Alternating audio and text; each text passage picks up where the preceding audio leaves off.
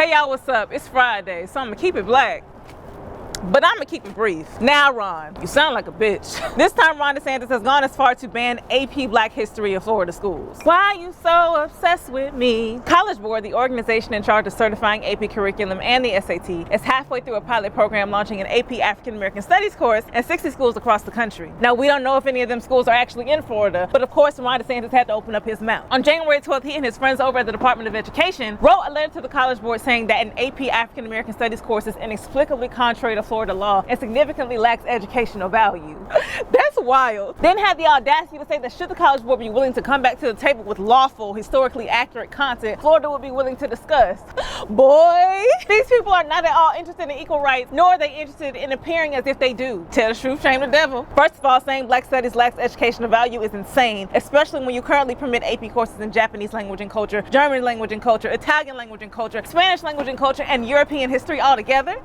They don't even go here but got a history or culture that's somehow more valuable to the learning experience of American children than an advanced and concentrated course in actual American history. Crazy. Black studies literally brings to light the underbelly of so many things. The nascence of the American economy, the Industrial Revolution, civil disobedience, technological advancements, hell, even modern gynecology, and that's the problem. We will steal their thunder and rain on their parade. Black movements have also triggered waves across the American continent and American history over and over and over again. So what are we even talking about? What you're really saying is that European history and these other courses that focus specifically on culture and language, not even these people's experiences as minorities on American soil, don't threaten the narrative of the American dream. AP courses also provide students with the opportunity to gain credit towards their degrees at institutions of higher learning. So it's also giving that you don't think Black history is elevated or sophisticated enough, and that's crass, and your mama ought to be shamed. So beyond the willingness to be unabashedly racist and deplorably unread backwater, knuckle-dragging Neanderthals because you don't read, and therefore inform policy restricting people's rights based off something that you heard, you don't even know what critical race theory is. Number one, it's not new. It's been around for over 40 years and has typically been reserved for graduate level courses, not even undergrad for some time outside of HBCUs, but more commonly available to students in law school with an interest in how American racism has affected lawmaking and legal systems. The word theory be throwing y'all for a loop and unfortunately gives y'all a distaste off principle because you think that it means it's just a bunch of hoopla, when the reality of the matter is we couldn't call it a theory if y'all bitches didn't make it up. Woo!